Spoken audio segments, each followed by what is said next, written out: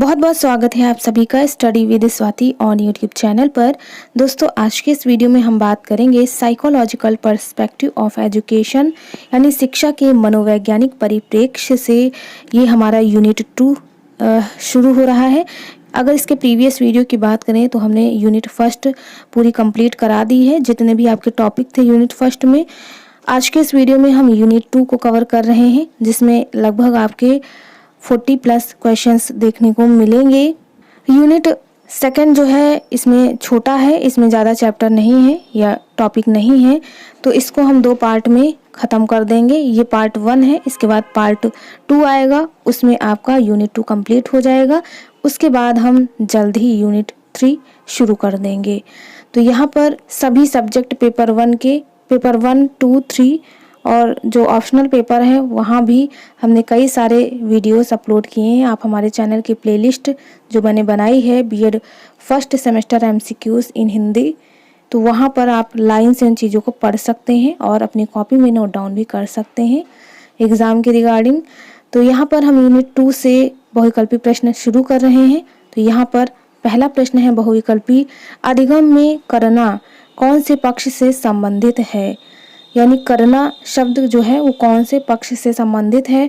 तो correct answer C हो जाएगा, अधिगम के गतिक क्षेत्र से संबंधित है।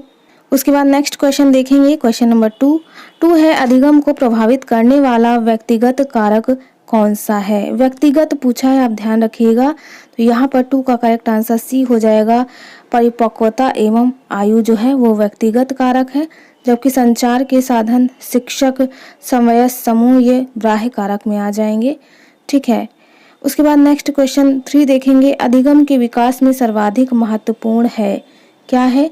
तो यहाँ पर 3 का करेक्ट आंसर बी हो जाएगा, अधिगम उत्प्रेरित वातावरण सर्वाधिक महत्वपूर्ण भूमिका निभाता है। पुनर्बलन शब्द की बात करें तो अगर आप अधिगम में बच्चों को प्रेरित करेंगे, पुनः बलित करेंगे, ऐसा वातावरण रखेंगे कि वह अपनी चीज़ों में हिचकिचाहट ना रखे, बिना हिचकिचाहट की चीज़ें पूछ सके, तो उसके लिए अधिगम उत्प्रेरित वातावरण निर्धारित करना बहुत ज़रूरी है। उसके बाद नेक्स्ट क्वेश्चन 4 देखेंगे, निम्नलिखित में से कौन सा अधिगम का क्षेत्र नहीं है। तो यहाँ पर 4 का करेक्ट आंसर डी हो जाएगा, आध्यात्मिक। ये जो है आपका दर्शन से संबंधित है, तो यहाँ पर ये इनकरेक्ट हो जाएगा, डी रहेगा इसका आंसर। ठीक है। 5 देखेंगे, सीखना विकास की प्रक्रिया है यह कथन है। तो यह कथन किसका है। तो यहाँ पर 5 का करेक्ट आंसर ए हो जाएगा, वुडवर्थ महोदय का ये कथन है। अकॉर्डिंग वगैरह आप याद करते चलिए ताकि आपको दिक्कत ना हो। क्वेश्चन नंबर 6 देखेंगे, अनुभवों के कारण व्यवहार में होने वाले अपेक्षाकृत स्थायी परिवर्तनों को कहा जाता है। तो यहाँ पर 6 का करेक्ट आंसर बी हो जाएगा, अधिगम। अधिगम का अर्थ है सीखना अथवा सिखाना। अधिगम के द्वारा ही हम अपने व्यवहार में परिवर्तन ला सकते हैं। अधिगम की डेफिनेशन भी पूछ सकता है आपसे। ठीक है, तो इसका आप विशेष ध्यान रखिएगा। 7 देख लेते हैं, कौन सा अधिगम स्थायी होता है। तो यहाँ पर 7 का करेक्ट आंसर बी हो जाएगा, देखकर एवं समझकर जो है ये स्थायी रहता है, जबकि रटेंगे तो आप भूल जाएंगे। सुनकर भी आप थोड़े समय के लिए ध्यान में रख सकते हैं, फिर भूल जाएंगे, और पढ़कर भी आप ऐसा ही करेंगे। जबकि चीज़ों को अगर आप देखिए, कोई मूवी वगैरह देखते हैं या फिर आप कोई नाटक या सीरियल देखते हैं, तो आप उन चीज़ों को देखकर समझ रहे होते हैं और अपने दिमाग में कल्पना भी करने लगते हैं। ठीक है, तो वो स्थायी हो जाता है अधिगम। क्वेश्चन नंबर 8 देखेंगे, अधिगम की प्रभावशाली विधि है। तो यहाँ पर 8 का करेक्ट आंसर डी हो जाएगा, सभी हो जाएंगे। करके सीखना, सामूहिक विधि द्वारा अनुकरण यानी नकल द्वारा सीखना, तो ये सभी सीखने की प्रभावशाली विधियां हैं। क्वेश्चन नंबर 9 देख लेते हैं, व्यक्ति द्वारा जब किसी वस्तु को देखकर या स्पर्श करके ज्ञान प्राप्त किया जाता है तो वह सीखना कहलाता है।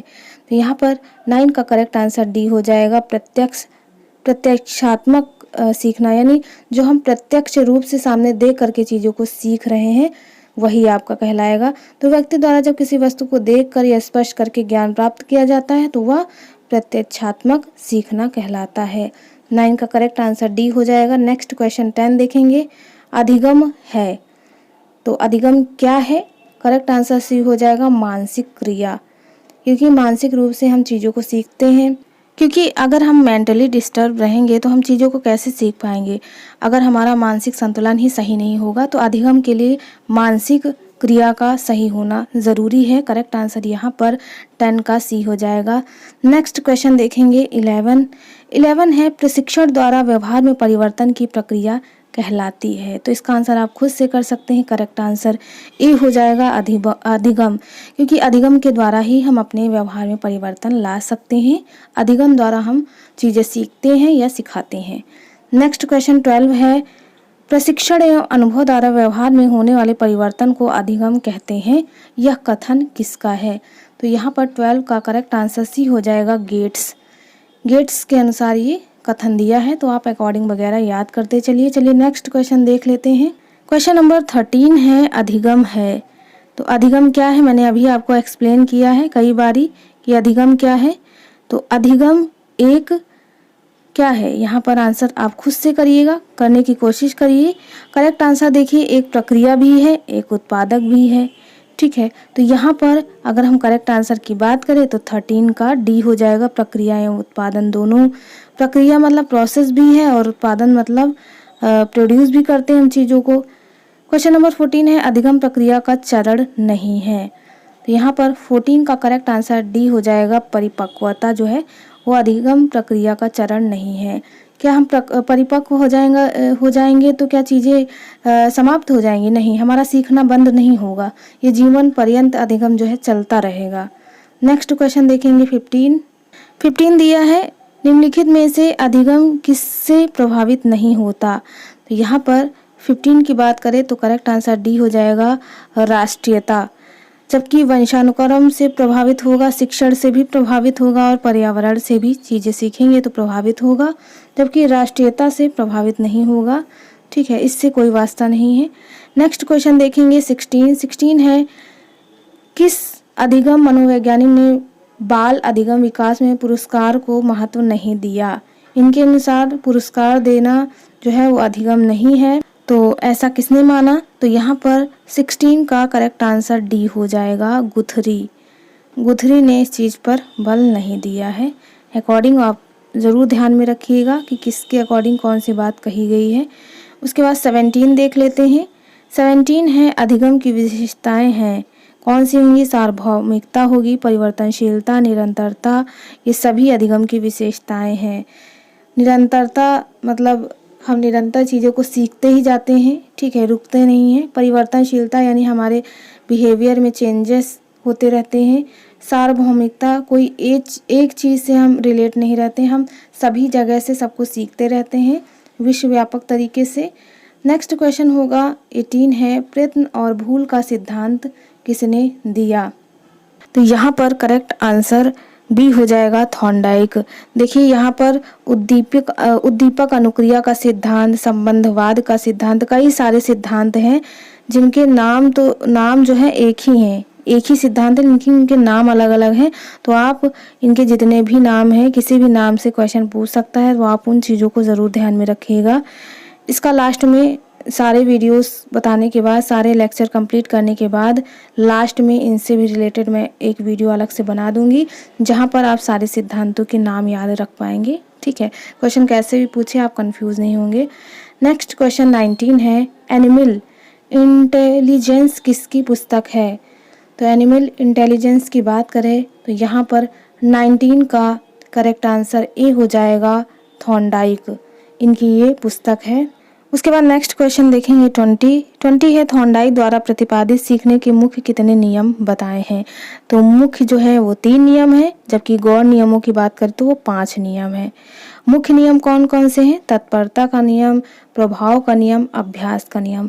5 नियम काफ़ी हैं तो ध्यान नहीं है मुझे अभी, ठीक है, लेकिन करेक्टली अगर गौण नियम या द्वितीय नियम पूछे तो 5 होंगे, जबकि मुख्य नियम या मेन जो होंगे वो 3 हैं।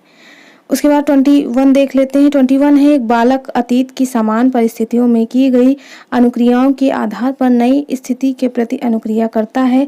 यह अधिगम के किस नियम से संबंधित है। तो यहाँ पर 21 का करेक्ट आंसर डी हो जाएगा प्रभाव का नियम। इनसे क्वेश्चन जरूर पूछा जाएगा आपके एग्जाम में, ठीक है। उसके बाद 22 देख लेते हैं। निम्नलिखित में से अधिगम का मुख्य नियम नहीं है। तो यहाँ पर 22 का करेक्ट आंसर सी हो जाएगा, तनाव का नियम।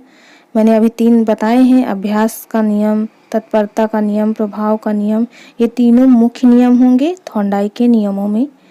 क्वेश्चन नंबर 23 देख लेते हैं। जब बच्चा या बच्चे एक अवधारणा को सीख लेते हैं या उसका प्रयोग करते हैं तो अभ्यास उनके द्वारा की जाने वाली त्रुटियों को कम करने में सहायता करता है, या विचार दिया। तो 23 का करेक्ट आंसर ए हो जाएगा, थॉर्नडाइक महोदय का ये विचार था। ठीक है, नेक्स्ट क्वेश्चन देखेंगे 24 है, निम्नलिखित में से असंगत चुनिए, यानी कौन सा किससे संबंधित है। थॉर्नडाइक ने बिल्ली पर प्रयोग किया, बिल्कुल सही है। स्किनर महोदय की बात करें तो इन्होंने चूहे और कबूतर दोनों पर अपना प्रयोग किया, दोनों पर। पावलाव ने कुत्ते पर किया, ठीक है, अपना प्रयोग। बल्कि कोहलर की बात की जाए तो यहाँ पर इनकरेक्ट हो जाएगा। कोहलर ने जो है वो चिंपैंजी पर अपना प्रयोग किया था, जिसका नाम सुल्तान था। ठीक है, तो करेक्ट आंसर यहाँ पर सी हो जाएगा। पूछ सकता है पेपर में कि कोहलर ने किस पर अपना प्रयोग किया या पावलाव ने किस पर किया, अलग अलग क्वेश्चन पूछ सकता है, तो आप ध्यान रखिएगा, ये सारी चीज़ें याद रखना। स्किनर चूहा और कबूतर, पावलाव कुत्ता है, कोहलर चिंपैंजी है जिसका नाम सुल्तान था। पूछ सकता है कि चिंपैंजी का नाम क्या था, ठीक है, तो वो कोहलर था। और उसके बाद थॉर्नडाइक जो है इन्होंने बिल्ली पर किया। चलिए नेक्स्ट क्वेश्चन देख लेते हैं। 25 दिया है यहाँ पर। दी कंडीशन ऑफ लर्निंग नामक पुस्तक किसकी है। तो यहाँ पर 25 का करेक्ट आंसर अगर हम बात करें तो ए हो जाएगा, गैने ने किया है। दी कंडीशन ऑफ लर्निंग पुस्तक जो है इनके द्वारा लिखी गई है। 25 का करेक्ट आंसर ए रहेगा। नेक्स्ट क्वेश्चन देख लेते हैं। ये बुक्स वगैरह से भी काफ़ी क्वेश्चन पूछे जा सकते हैं, तो आप ध्यान रखिएगा। क्वेश्चन नंबर 26 है, थ्योरीज ऑफ लर्निंग पुस्तक किसकी है। तो 26 का यहाँ पर करेक्ट आंसर सी हो जाएगा, हिलगार्ड, इन्होंने ये पुस्तक लिखी है। क्वेश्चन नंबर 27 है, सीखने के गौड़ नियम की संख्या है। देखिए मैंने प्रथम वो जो मेन नियम थे, यानी जो मुख्य नियम थे, प्राथमिक नियम थे, वो मैंने आपको अभी बताया था कितनी थी, 3 थी। ठीक है, लेकिन यहाँ पर सीखने के गौड़ नियम पूछे हैं, तो बिल्कुल 27 का आप करेक्ट आंसर खुद से कर सकते हैं। मैंने बताया था 5 नियम पूछ सकता है आपके एग्जाम में, तो देखिए यहाँ पर क्वेश्चन पूछ भी रहा है, तो आप इन चीज़ों का विशेष ध्यान रखें। क्वेश्चन नंबर 28 है, थॉर्नडाइक का अधिगम सिद्धांत निम्नलिखित में से किस श्रेणी में आता है। तो यहाँ पर 28 का करेक्ट आंसर सी हो जाएगा, व्यवहारात्मक सिद्धांत के अंतर्गत आएगा। क्वेश्चन नंबर 29 है, कक्षा में जब शिक्षक के आने का समय था ठीक उसी समय चपरासी आ जाता है तथा बालक उसके सम्मान में खड़ा हो जाता है, यह अधिगम सिद्धांत है। तो यहाँ पर 29 का करेक्ट आंसर डी हो जाएगा, शास्त्रीय अनुबंधन सिद्धांत। आपके लिए यहाँ पर प्रश्न है, शास्त्रीय अनुबंधन सिद्धांत के प्रतिपादक कौन थे। अगर आप पढ़ रहे हैं तो इसका कमेंट में आंसर ज़रूर करिएगा, ठीक है, और अगर नहीं आता है तो उसके लिए भी आप कमेंट कर सकते हैं। 30 क्वेश्चन है यहाँ पर, अनुबंधन के सिद्धांत का प्रतिपादन किया। तो यहाँ पर 30 का करेक्ट आंसर सी हो जाएगा, पावलाव ने किया। देखिए आपका आंसर भी मिल गया है यहाँ पर अगर बात करें तो करेक्ट आंसर आप सभी को पता है। करेक्ट आंसर यहाँ पर 30 का सी हो जाएगा, पावलाव के द्वारा ही शास्त्रीय अनुबंधन का सिद्धांत, अनुकूलित अनुक्रिया का सिद्धांत, ठीक है, ये सभी सिद्धांत दिए गए हैं, तो इनसे भी काफ़ी क्वेश्चन पूछ सकता है आपके एग्जाम में, तो आप इस चीज़ का विशेष ध्यान रखें। उसके बाद हम नेक्स्ट क्वेश्चन देखेंगे 31, पावलाव के प्रयोग में भोजन को अनुबंधन की भाषा में क्या कहा गया या क्या कहा है। तो यहाँ पर 31 का करेक्ट आंसर सी हो जाएगा, अनुबंधित उद्दीपक, ठीक है, अनुबंधित उद्दीपक। करेक्ट आंसर यहाँ पर 31 का सी हो जाएगा। नेक्स्ट क्वेश्चन 32 देखेंगे। 32 दिया है, संबंध प्रतिक्रिया सिद्धांत को और किस नाम से जाना जाता है। देखिए यहाँ पर क्वेश्चन घुमा के पूछ ही दिया है, तो यहाँ पर संबद्ध प्रक्रिया सिद्धांत को अनुकूलित अनुक्रिया, अनुबंधन सिद्धांत, प्रतिस्थापन अधिगम, इन सभी नाम से जाना जाता है। तो 32 का यहाँ पर करेक्ट आंसर डी हो गया। आप सभी से यहाँ पर क्वेश्चन है कि संबद्ध प्रतिक्रिया सिद्धांत के प्रतिपादक कौन है। ठीक है, तो आप इनका आंसर कमेंट में ज़रूर दीजिएगा। 33 है, पावलोव के अनुबंधित प्रयोग में भोजन के पूर्व उपस्थित ध्वनि को क्या कहा जाता है। यहाँ पर 33 का करेक्ट आंसर ए हो जाएगा, अनुबंधित उद्दीपक। क्वेश्चन नंबर 34 देख लेते हैं। 34 यहाँ पर दिया है, कंडीशनड रिफ्लेक्सेस तथा लेक्चर्स ऑन कंडीशनड रिफ्लेक्सेस पुस्तक हैं या पुस्तकें हैं, किसकी हैं। तो यहाँ पर अगर हम बात करें इस क्वेश्चन के आंसर की, तो 34 का करेक्ट आंसर सी हो जाएगा, पावलोव। पावलोव ने ही कंडीशनड रिफ्लेक्सेस तथा लेक्चर्स ऑन कंडीशनड रिफ्लेक्सेस पुस्तकें लिखी हैं। उसके बाद नेक्स्ट क्वेश्चन 35 है, स्किनर ने किस सिद्धांत का प्रतिपादन किया। तो यहाँ पर 35 का करेक्ट आंसर डी हो जाएगा, क्रिया प्रसूत अनुकूलन सिद्धांत। ठीक है, इसके अन्य नाम भी हैं, तो यहाँ पर आपके लिए क्वेश्चन है कि क्रिया प्रसूत अनुकूलन सिद्धांत के अन्य नाम कौन कौन से हैं। या स्किनर महोदय ने अपने सिद्धांतों के जो अन्य नाम दिए हैं उन्हें बताइए। तो आप कमेंट में लिखिएगा अगर आप इस लेक्चर को ध्यानपूर्वक पढ़ रहे हैं। 36 देख लेते हैं, अनुक्रिया उद्दीपक का सिद्धांत का प्रतिपादन किया। तो 36 का यहाँ पर करेक्ट आंसर बी हो जाएगा, स्किनर महोदय ने। नेक्स्ट क्वेश्चन देखेंगे, क्वेश्चन नंबर 37 देखेंगे, अधिगम के सूझ या अंतर्दृष्टि के प्रतिपादक हैं। तो यहाँ पर 37 की बात करें तो 37 का करेक्ट आंसर डी हो जाएगा, कोहलर। यहाँ पर एक चीज़ मैं सोचने लगी कि कोहलर जो थे उन्होंने किस पर अपना प्रयोग किया, और जिस पर अपना प्रयोग किया जिस भी पशु पर, उसका नाम क्या था। तो यहाँ पर आपके लिए भी एक क्वेश्चन मैंने निकाला है सोच करके। ठीक है, तो इसका आंसर आप ज़रूर दीजिएगा। और साथ ही एक और क्वेश्चन है कि कोहलर के जो सिद्धांत था अधिगम के सूझ या अंतर्दृष्टि, उसका अन्य नाम भी क्या था, और अगर था तो उसका भी आप नाम कमेंट करिए। ठीक है, क्योंकि उनसे भी क्वेश्चन पूछ सकता है। देखिए, जब हम लाइव आएंगे तो आपसे ऐसे ही क्वेश्चन करेंगे, जो भी पढ़ा रहे हैं या बता रहे हैं उन्हीं से आपसे क्वेश्चन किए जाएंगे, क्योंकि वो क्वेश्चन आपके एग्जाम में पूछे जा सकते हैं। तो यहाँ पर 37 की बात करें तो करेक्ट आंसर आपका डी हो गया, कोहलर। नेक्स्ट क्वेश्चन देख लेते हैं। नेक्स्ट क्वेश्चन यहाँ पर 38 है, क्रिया प्रसूत अनुबंधन व्यक्ति के किस व्यवहार को स्पष्ट करता है। तो यहाँ पर 38 का करेक्ट आंसर डी हो जाएगा, ऐच्छिक व्यवहार को स्पष्ट करता है। 39 है, क्रिया प्रसूत अनुबंधन सिद्धांत को डैश प्रकार की क्रियाओं में विभाजित किया गया है। तो यहाँ पर अगर पूछे कितनी क्रियाओं में, तो करेक्ट आंसर ए हो जाएगा, 2 क्रियाओं में। कौन कौन सी 2 क्रियाएं हैं आप उसका आंसर देंगे। ठीक है, अगर नहीं आता है तो कमेंट करिए। क्वेश्चन नंबर 40 है, क्रिया प्रसूत का संबंध होता है, किससे होता है। तो उत्तेजना से होगा। करेक्ट आंसर यहाँ पर 40 का ए हो जाएगा। चलिए दोस्तों, आज के इस वीडियो में यहाँ पर हम रुकेंगे। इसके नेक्स्ट वीडियो में रेस्ट ऑफ द क्वेश्चंस को लेकर के बात की जाएगी, जहां पर हम यूनिट 2 कंप्लीट करा देंगे। अगर हम बात करें पेपर 2 की साइकोलॉजिकल पर्सपेक्टिव ऑफ एजुकेशन की, तो उम्मीद और आशा है आप सभी को हमारा यह वीडियो पसंद आया हो।